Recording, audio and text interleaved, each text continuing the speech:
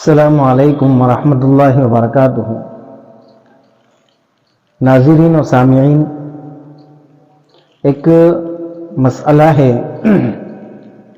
Nail polish, یعنی ناخن پر جو کلر لگایا جاتا ہے، نیل پالش لگائی جاتی ہے، تو اس کی کئی قسمیں آتی ہیں۔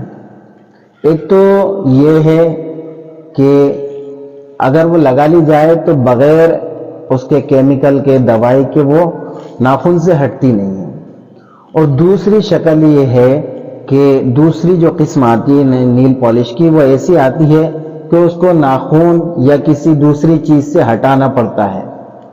اور تیسری ایک قسم یہ آتی ہے کہ وہ یوں ہی ہٹ جاتی ہے، اس کی تہ نہیں جمتی ہے۔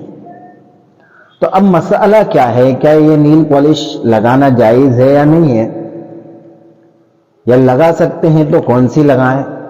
تو سب سے پہلی چیز تو یہ سمجھیے کہ جس بھی نیل پالش میں کسی حرام چیز کی آمیزش ہو، یعنی کوئی حرام چیز اس میں ملی ہوئی ہو، تو پھر قطعاً چاہے وہ کسی بھی قسم کی ہو، لگانا درست اور جائز نہیں ہے۔ ہاں، اگر اس میں کوئی حرام چیز ملی ہوئی نہیں ہے تو پھر اب یہ دیکھنا ہوگا کہ کہیں اس کی تہ تو نہیں جمتی ہے، یا اس کو کیمیکل وغیرہ سے یا کسی دوسری چیز کی مدد سے ہٹانا تو نہیں پڑتا ہے۔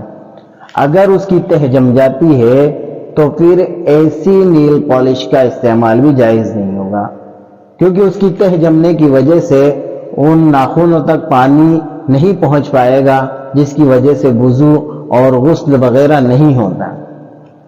لیکن جو تیسری قسم ہے جس کی تہ نہیں جمتی ہے، اگر اس میں حرام چیز کی آمیزش نہیں ہے تو پھر ایسی نیل پالش کو لگانا درست ہے، لگا سکتے ہیں، جائز ہے، اس کی گنجائش ہے۔